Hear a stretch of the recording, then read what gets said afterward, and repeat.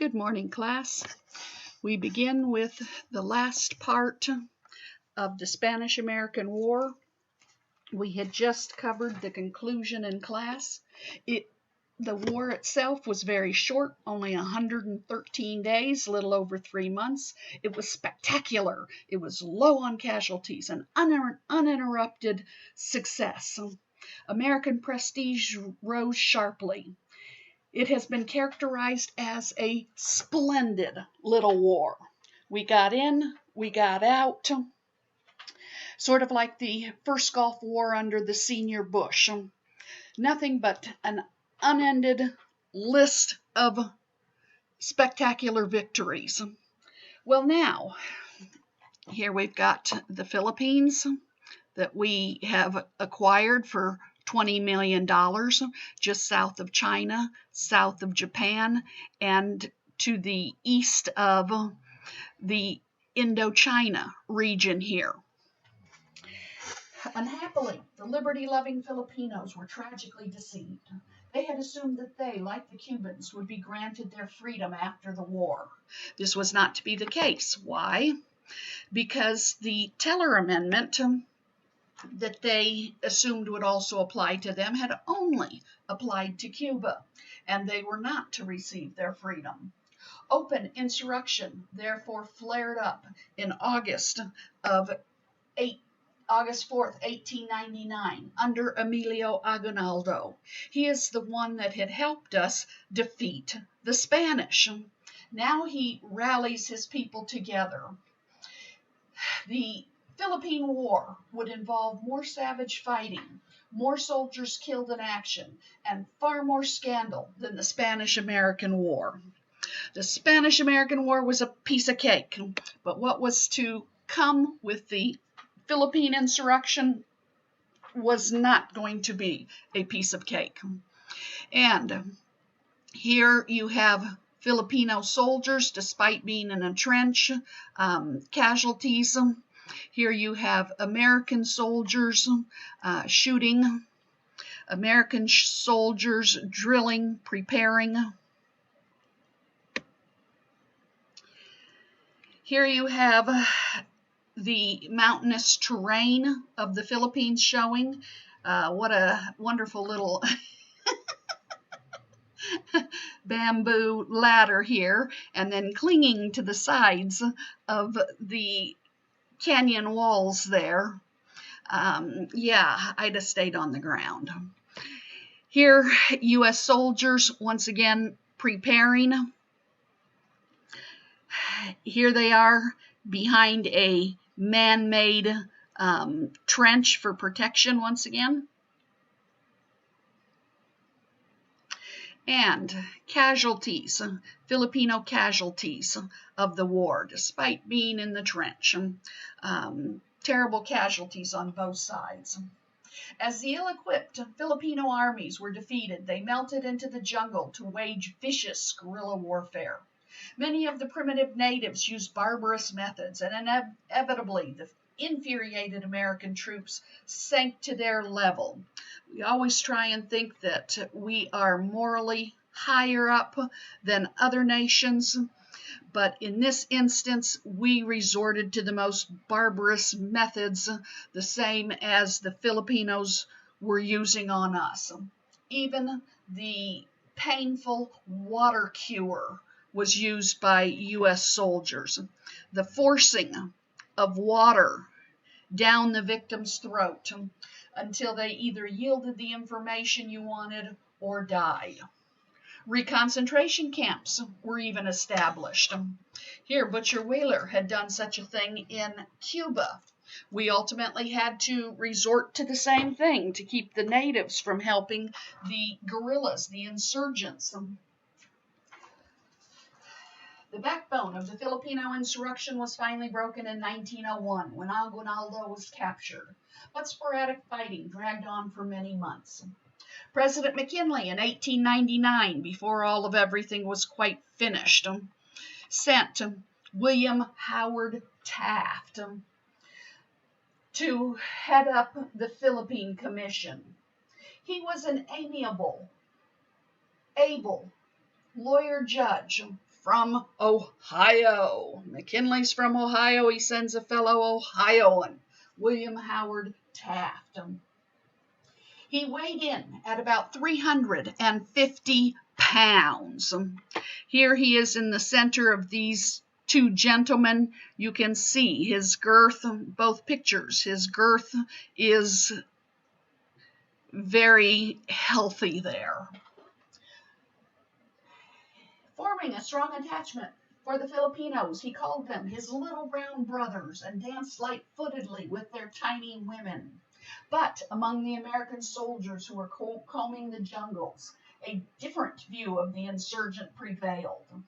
He may be brother to Big Bill Taft, but he ain't no brother of mine.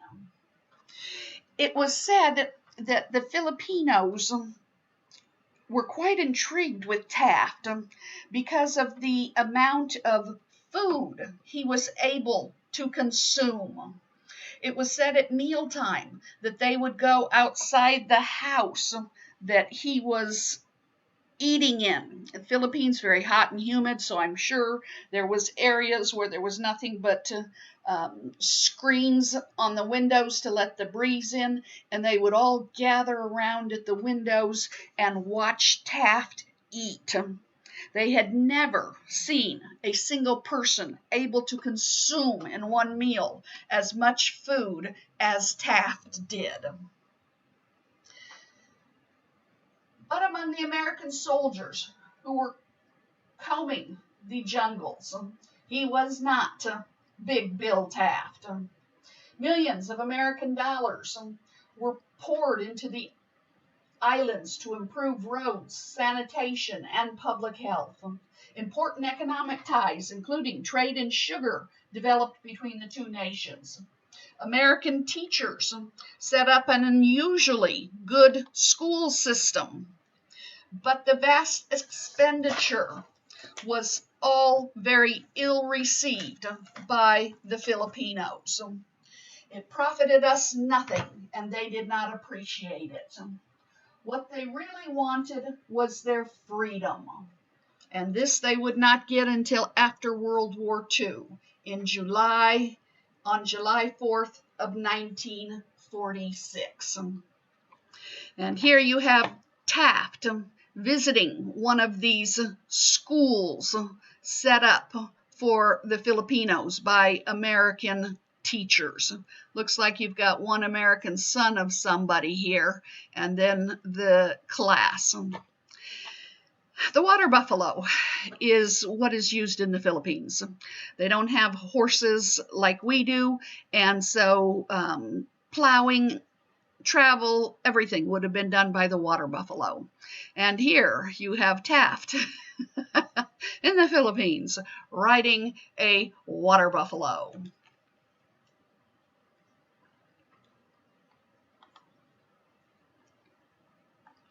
Some other cartoons from the time period showing the Philippines and America's new conquests. Here we have Uncle Sam trying to teach the ABCs of self-government. Here is China over here that we are very interested in. Civilization plus education equals success. Puerto Rico is being quite good and diligent at his desk. And Hawaii is also being good. Cuba back here is being good. Guam is being good. And here, the Philippines is trying to be, we are trying to teach how to be a good self-governing nation. But it says interrupting the class. China is still over here causing problems, and we'll come to that in just a moment. The Senate Philippine bill offers great inducements to the bad Filipino. So if you will act like a good Filipino, you will get education, prosperity, public improvements, peace. But if you insist on acting bad, and this says bad Filipino, you will have disease. You will have the water torture. You will have trouble. You will have all kinds of trouble. I'm not quite sure. Is that supposed to be anger? But yes, you will be here in the bad weeds of bad stuff if you are a bad Filipino. But if you behave and become a good Filipino, his hat says, I am a good Filipino, then you will have prosperity. And one last cartoon from the time period here. Here we have the Cubans, which are experiencing independence pie. And here you have the Philippines. And the Philippines says, where you got, what you got? And the Cuban says, pie. And the Philippines says, where'd you get it? And Cuba says, my Uncle Sam gin it to me. And maybe if you was halfway decent, he gin you some. So yes, if the Philippines wants to enjoy independence pie, they had best act nice.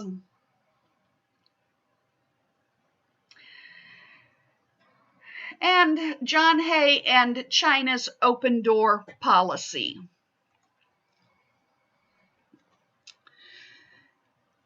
And after all, the Philippines are only the stepping stone to China. Here is the Philippines. What does Uncle Sam really want? We want trade in China. Will we take the Philippines? Absolutely. But our ultimate goal is China.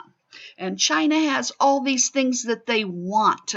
They want bridges, they want engineers, they want cars, they want railroads, rails. They want sewing machines. They want reaping machines. They want plows.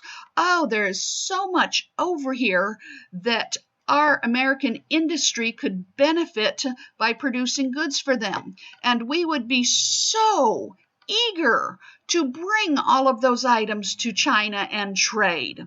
They need steel rails, we will give it to them. They need bridges, they need education and religion, they need trains, mowing machines for harvesting their crops.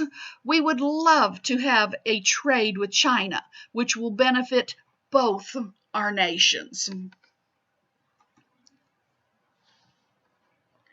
Following China's defeat by Japan in 1894 through 1895, this was the Sino-Japanese War. Japan is an island kingdom, an archipelago, meaning shaped sort of like a moon archipelago. Philippines, the same thing, a Philippine archipelago, shaped sort of curved like a moon, like a crescent. The Japanese are on the rise. From 1894 to 1895, they take on China, the huge middle kingdom. You wouldn't think they would stand a chance. What they did was they attacked fast, bam, bam, bam, bam, and then they immediately sued for peace before the sleeping giant could get her act together. So she is successful at the Sino-Japanese War. 10 years later, 1904-1905 time period, she will attack Russia in the Russo-Japanese War and comes and attacks up in here, bam, bam, bam, bam, and immediately sues for peace before the sleeping giant can get her act together. So within 10 years, Japan will take on both China and Russia and be successful. Maybe that's a little bit why Japan attacks us at Pearl Harbor when World War II is in full swing. Japan always said, we must win fast or lose slowly. If the sleeping giant, meaning America this time, gets her act together, we stand no chance. But if we can attack fast and attack hard, then we possibly stand a chance. Well, we've just had the Sino-Japanese War. The imperialistic European powers, notably Russia and Germany, had moved into China, tearing away leaseholds and economic spheres of influence. So shown here in red, Upper Manchuria. This has now become a Russian sphere. The pink here is a German sphere. The blue is the English sphere, and the English have been here the longest of anybody. The orange down here by Indochina, where the French are mainly settled. They have Vietnam as a colony. They take a sphere out of China down here by Hong Kong, and the Japanese are over here in Korea and around Amoy down here, both places. Everyone has a sphere in China getting part of the trade benefits. We have no sphere. Now, to have a sphere is very costly. You have to come over, you have to, with your military, establish through fighting or negotiations a territory. You then have to protect that territory. You have to set up government. You have to set up relations with the native country to establish trade. There's an awful lot of dollars invested before you see a dime of it coming back to the mother country in trade. Well, everyone was getting a piece of the action. But the United States had no sphere of influence in China, and we did not want to be left out in the cold. Under Secretary of State John Hay, in the summer of 1899, he dispatches to all the great powers a communique known as the Open Door Note. It urged all other powers in their leaseholds or spheres of influence that they would respect certain Chinese rights. The Chinese were being trod upon by these foreign nations. And he says, hey, for 1,000 years, this has been the Middle Kingdom. Let us treat them with respect. Secondly, the idea of fair competition would exist amongst all the spheres. In essence, that they would have an open door policy towards others trading in their territory. So here we've got John Hay. He says an open door in China. He wanted to guarantee all nations to be able to trade with China on an equal basis. Response was quick, mostly say neither yes or no. Hay publicly announced that the open door policy had been accepted. Oh, what a trickster. The response from the other nations, Russia, Japan, French, the Germans, had been none too enthusiastic. The Russians had outright said no. One or two of the other nations said, we will only accept if the other nations accept unconditionally. Would this be a good thing for the United States? Yes, we said let everyone trade in the French sphere, everyone trade in the Japanese sphere, everyone trade in the English sphere. We all have open trade. Now, since we have no sphere here, yes, we own the Philippines, but we have no sphere, this would be of ultimate benefit to us.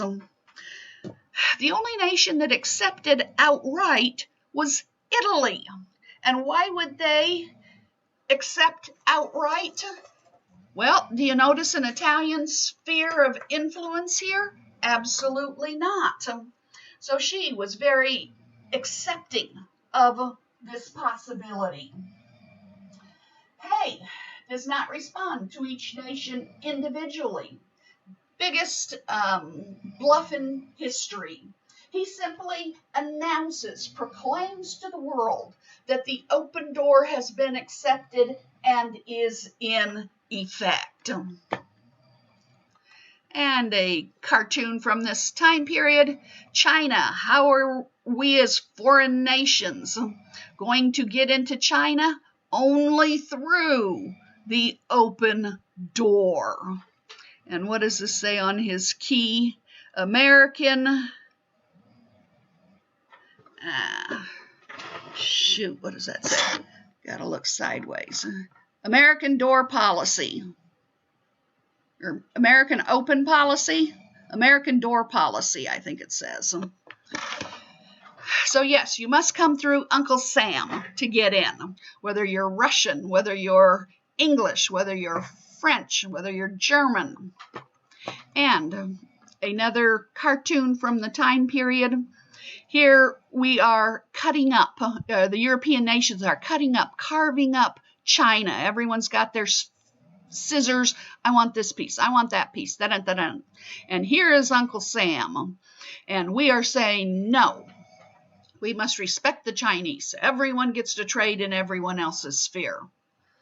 If I were those other nations, I would be saying, this is not your country. This is not your territory. You have no business whatsoever here. But Hay said this is policy, and apparently no one challenged it. And that leads us into the Boxer Rebellion. The patriotic Chinese did not care to be used as a mat by the Europeans. In 1900, a super patriotic group known as the Boxers broke loose with the cry, "Kill the foreign devils." And a good deal of the Boxer Rebellion will take place up here around Peking. That's the old English word for it. The capital of China no longer goes by the name of Peking, but the name that is more closely resembling the actual Chinese of Beijing. So you may have thought, oh, these are two different cities, Peking and Beijing. Same city, Old English pronunciation, more accurate pronunciation of Beijing.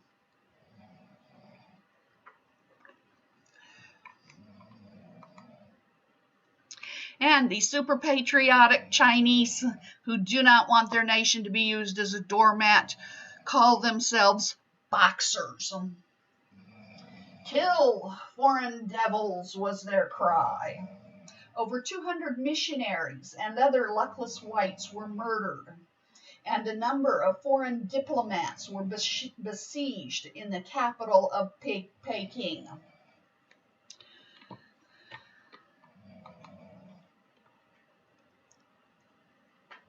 A rescue force of some 18,000 soldiers was hastily assembled and arrived in the nick of time.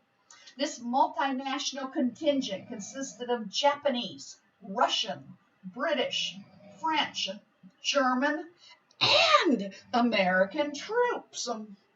So if you're going to have a sphere, you have to control your sphere. All of China is breaking out with these Boxers trying to rid themselves of the foreign devils. So to put down these rebels, an 18,000-man army is created, multinational, all nations combined. Well, we don't have a sphere, but we want a sphere, and we want to show, hey, even though we're trading in everyone else's sphere, we're willing to pay the price for having a sphere, and we will send soldiers too. The U.S. contributed about 2,500 soldiers. And here you have the multinational contingent here at Peking. Another one, artist's conception of the multinational contingent coming into Peking, and you can see the different colors of the uniforms would probably indicate different nations. and the fall of Pekin Castle, and the forces of the multinational contingent against the Boxers.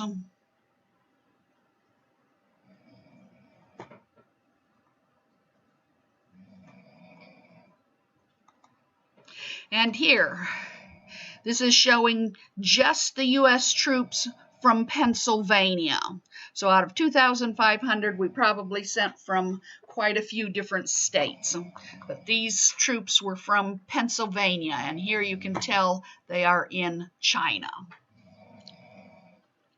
The victorious Allied invaders acted angrily and vindictively. They assessed the prostrate China an excessive indemnity of $333 million. This is what it cost us to put down your rebellion. China, you're supposed to control your own people. You couldn't control it. So since we had to bring in these 18,000 soldiers, you're going to pay for the expenses for those soldiers to come from our country all the way over to your country.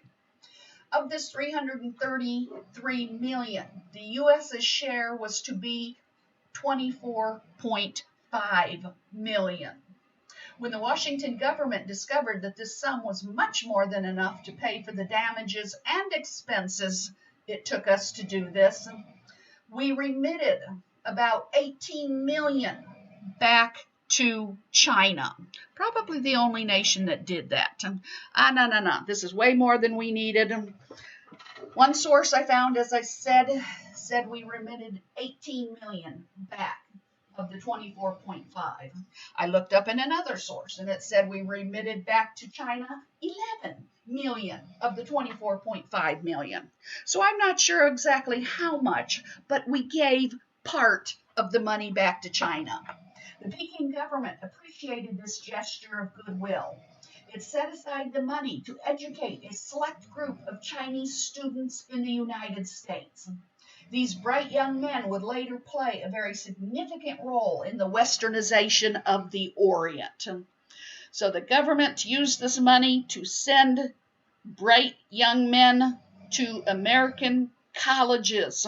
If China is going to compete with the Western world, they must understand Western ways, industrialization, everything involved there. So we will send our brightest to learn how we can make China modern. And the next election, the election of 1900. President McKinley was renominated by the Republicans in 1900. In his first term, he had been victorious at war, Spanish-American War, and then the Philippine Insurrection. He had established a gold standard. Remember, we hadn't got even close to 16-1, and we had ruined our economy. He had first said, internationally, we will still remain bimetallic. But later in his first term, when many of the Silverites were out of Congress, they put through the gold standard. The U.S. was completely and totally back on the gold standard. And prosperity of the full dinner pail had come true. We'll stand pat was the counsel of Mark Hanna. Remember, Mark Hanna was his buddy that had helped his campaigning in the first term. Mark Hanna, a fellow Ohioan, had said, I love McKinley. And he and his associates, remember, had paid off McKinley's debt to the tune of $100,000. Well, Mark Hanna is still going to run McKinley's campaign. And he said, we'll stand pat. His new platform endorsed prosperity, the gold standard, and overseas expansion. So look at what we did in the first 4 years. Don't you want us again for another 4 years? And silver has been defeated. Silver standard, 16-1. While the gold standard has brought new light of prosperity, solid money law of 1900.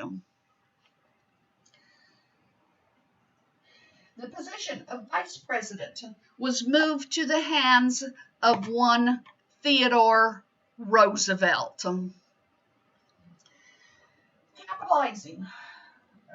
Roosevelt capitalizing on his war-born popularity.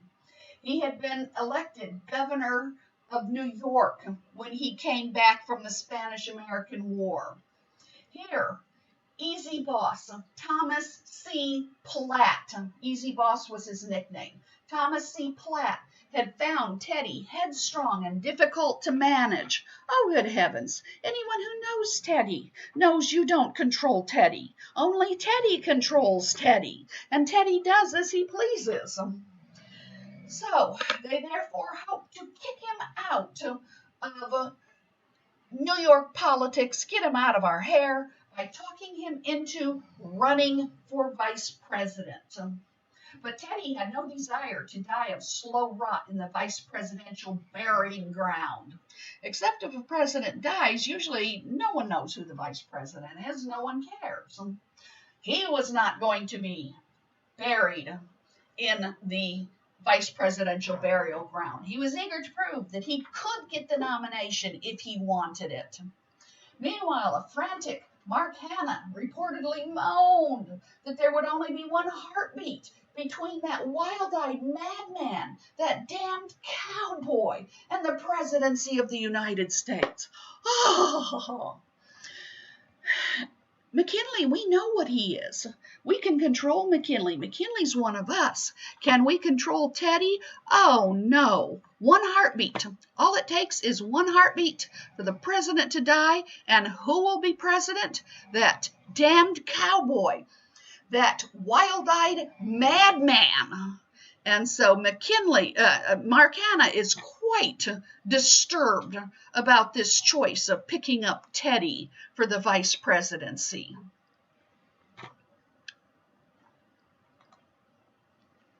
And here, the campaign posters of 1900. McKinley and Roosevelt. Yes, he had been victorious at war, but who came home telling all kinds of stories about their charge up San Juan Hill? Teddy. So he had really capitalized and appealed to the common man with his manly exploits. And once again, I told you most of his younger life, he had these clip-on kind of glasses that had the string down the side.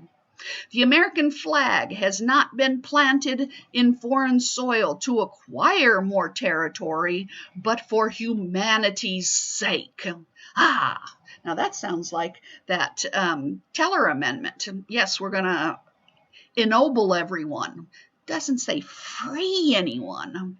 Not to acquire territory, but for humanity's sake. So if we are benefiting you, then it is a good thing that we acquired you. Once again, the full dinner pail. And I think his last election, I showed you pictures of this. This one I love. It says, 4 years more of the full dinner pail. We stand for the gold standard, protection and prosperity, just pension laws, and to redeem all Republican pledges to the people. Here, Teddy goes out on the campaign trail. Usually it's the president. Oh, man, he was not going to be outdone. And once again, Judge Magazine showing between McKinley and Roosevelt. Once again, they are fighting for 4 more years of the full dinner pail. And this one made for the campaign, McKinley and Roosevelt.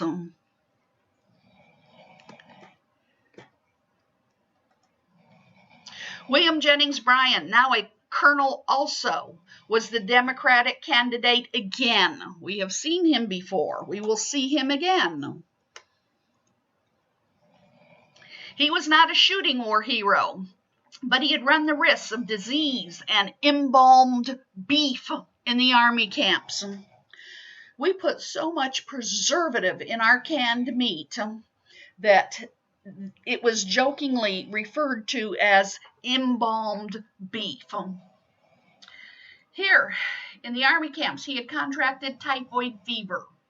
The free silver issue was now dead, but Bryan, a slave to consistency, forced a silver plank down the throats of his objecting party. Cannot unchange his stance. And 16-1, William Jennings Bryan, as he looks through the gates at what he is wanting to achieve, the White House. And from Harper's Weekly, William Jennings Bryan, with his mallet, is trying to split by 16-1 the national credit. Says he drove his wedge too far. Had we have ever gotten 16-1, it wouldn't have even been $1 worth 50 cents by then. It would have been probably far worse. But yes, he is a consistent man. He thus helped crucify himself on a cross of silver. But the basic Democratic platform proclaimed that the paramount issue was Republican overseas imperialism. McKinley, same as before, sat home on his front porch while the super energetic second fiddle Roosevelt almost out-Bryaned Bryan. Bryan, like before, went out on the campaign trail, going from town to town in his train, as much as 30 speeches in a day. Well, Teddy, with his Rough Rider revolver shooting, horse riding buds, cut heavily into Bryan's support in the Midwest. Puck magazine shows Roosevelt here, half horse, half man. And remember, this is the Republican, the GOP, the grand old party. And in the background here is poor Mark Hanna with his lasso, thinking, will I ever be able to capture that man? And here we have another cartoon, Roosevelt and McKinley in 1900. The flamboyant vice presidential candidate dwarfed the mild-mannered McKinley in the eyes of this cartoonist. So here is the vice president, the Rough Rider on his horse, election of 1900. And here on the pommel sits a very small, timid William McKinley with TR in charge. In the end, McKinley will triumph, 292 to 155 electoral votes. In the electoral, he gets 65% to Bryan's 35, but in the popular, much closer, but still 52 to 46. That is still a pretty good margin. And the solid South is solidly Democratic. The inauguration. This is McKinley's second inauguration. And here he is standing there giving his speech.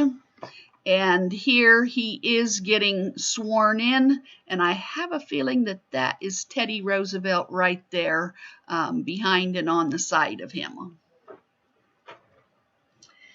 William McKinley had scarcely served another 6 months when on September 6, 1901, he was murdered by a deranged anarchist named Leon Chizaus.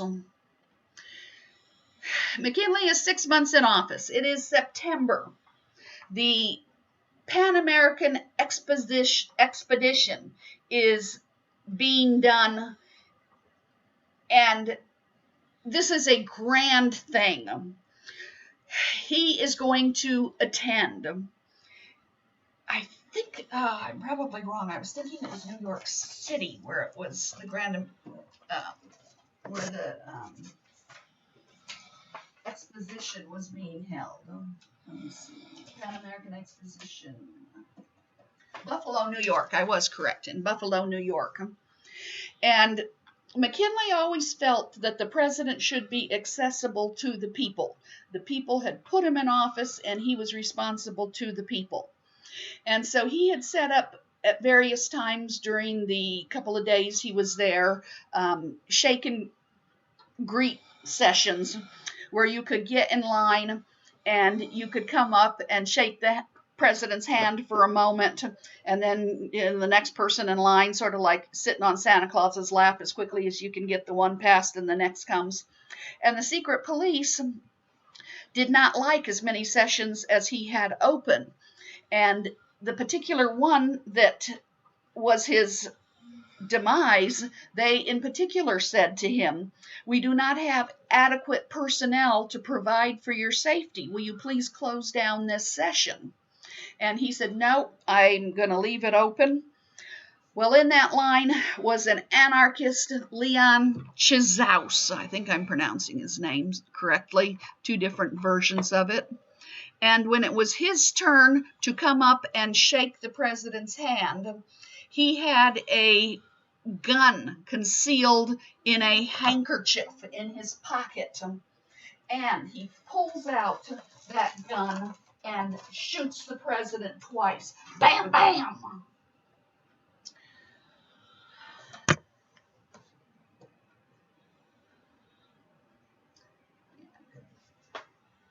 One bullet struck McKinley in the breastbone. The other ripped through his abdomen.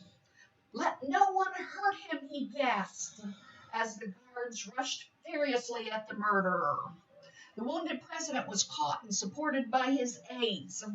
He whispered to his secretary, "My wife, be careful how you tell her.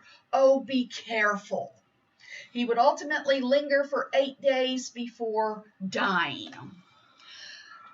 What you don't realize about McKinley and his wife is her medical condition. Let me come back to that in a moment. Here we have Leon Chizaus. That's some Eastern European background name. I'm not quite sure how to pronounce it. And picture of him looking through the bars. He would be executed. He thought this was a fine thing to do for the country. Well, the country thought it would be a fine thing to execute him. How dare you kill McKinley, one of the best liked men of his time.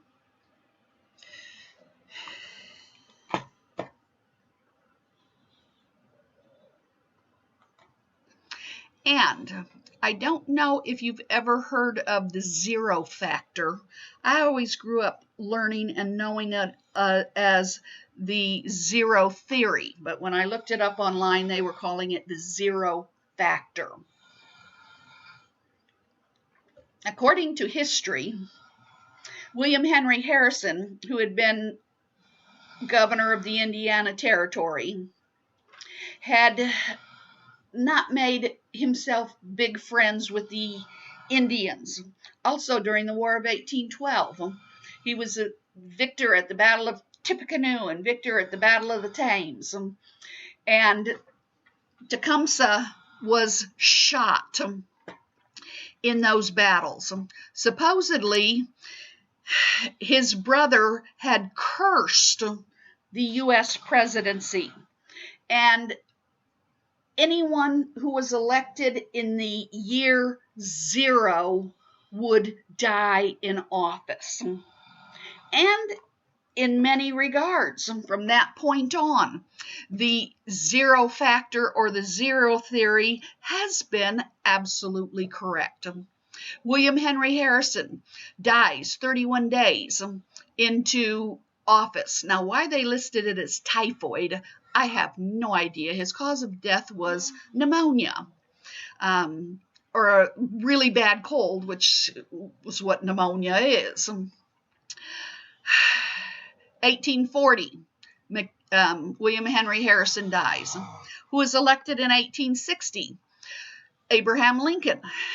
he does not die his first term. 1864, he's elected again, and he dies. He take office in March. April, he's not 1 month into his second term when he is assassinated by John Wilkes Booth.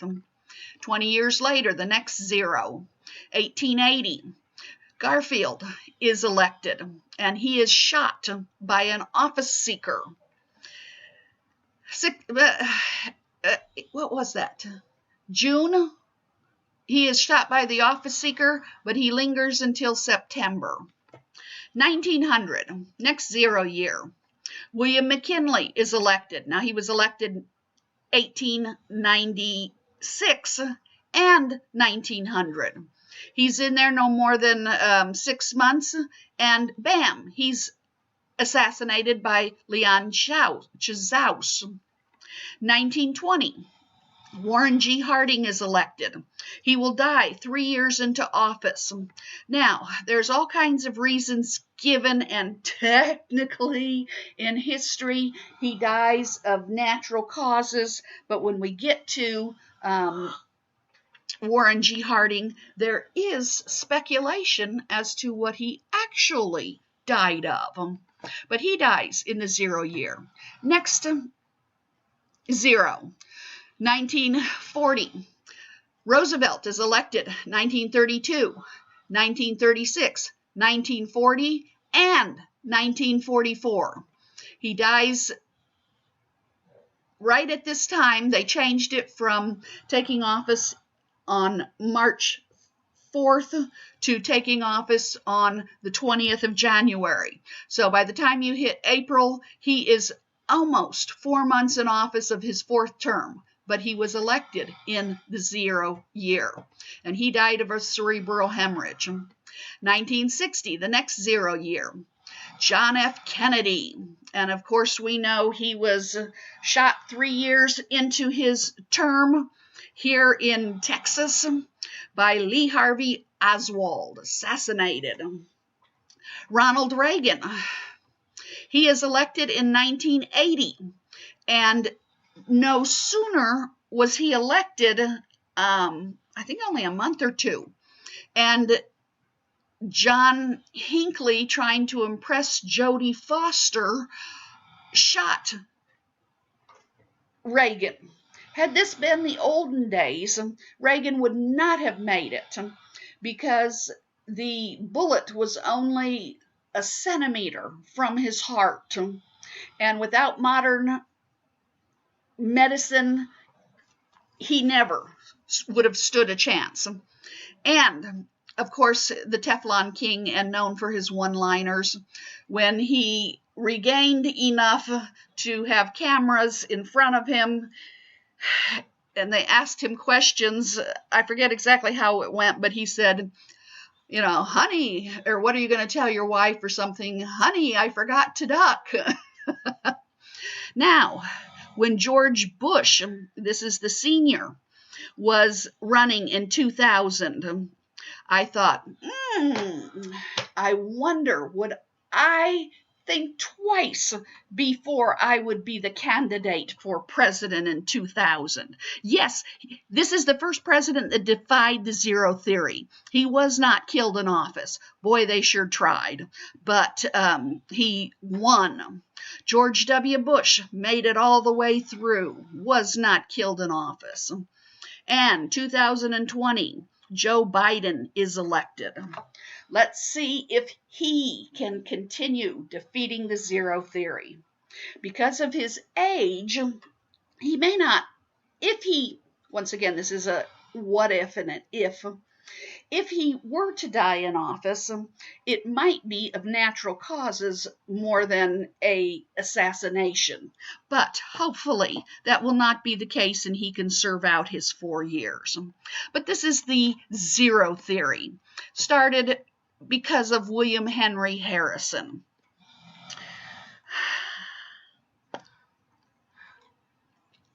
And McKinley and his wife, as you will read in the biography, she has very poor health. Within a 3-year time span, or 2-year time span, she suffers the death of her mother and 2 female children born to her. The Mckinleys never had any children make it to adulthood. She gave birth to these 2 girls, and neither one of them made it. This so shattered her nervous system that she developed epilepsy. We have all kinds of medications now for epilepsy, and people can live completely normal lives who are epileptics. But back then they had no way of treating it. And so she never knew from moment to moment when she might fall into or have an epileptic fit. And Mckinley, I love Mckinley. He said, "You are not going to live your life in the closet," because she said, "You're a politician. I need to stay out of the limelight. I need to stay home where I cannot damage your career." And he said, "Absolutely not. You will go everywhere with me. If we're going out to a government function for supper, you are going with me, and you will be right alongside of me." And he said, "If ever anything should happen, I am there and I will handle it." It was said at dinners or places where they were out in public, if they were sitting at a table, if she would start to have an epileptic fit, he would just reach down, pick up the napkin, throw it over her head, and go on as if nothing had even happened. And apparently when her fit was over, she would pull the napkin down off of her head and life would continue.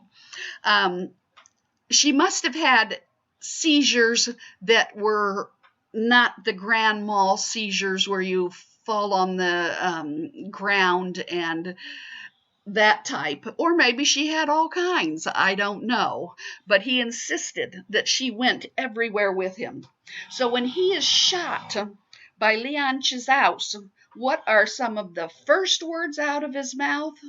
"Oh, be careful how you tell my wife. Oh, be careful." First thought's not, "I am dying," but how is my wife going to handle this?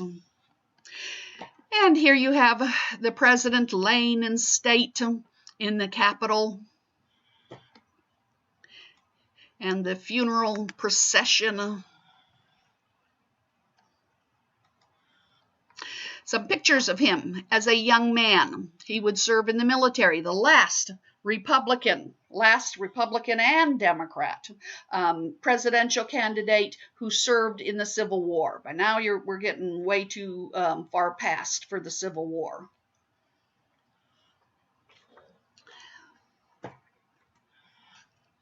And here is he and his wife, Ida. Ida Saxon was her maiden name. Yes, William and Ida. William and Ida. And his birthplace in Niles, Ohio.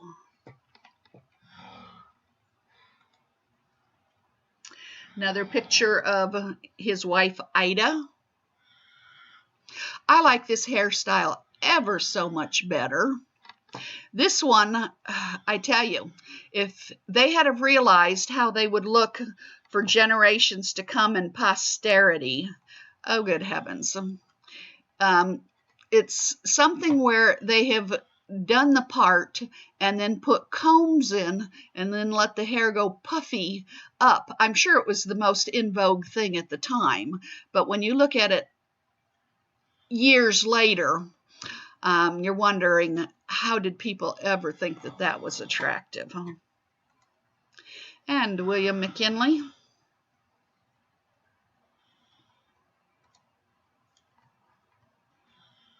Here is him on the back of the train when you go out campaigning and trying to shake hands with everyone from the back of the train.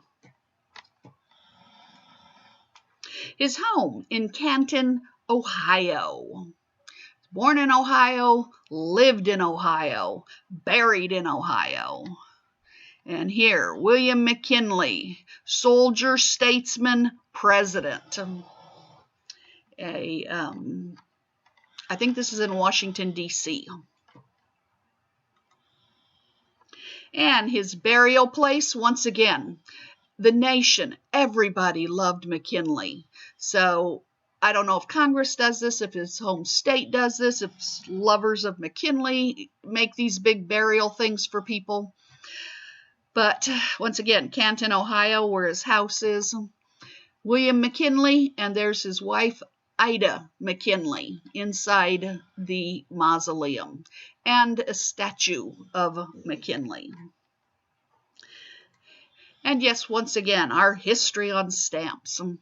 William McKinley, even internationally. And that is the end for test number 1. All material thereafter will be on test number 2.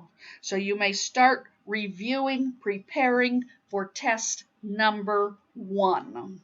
Test number 1 is on Thursday.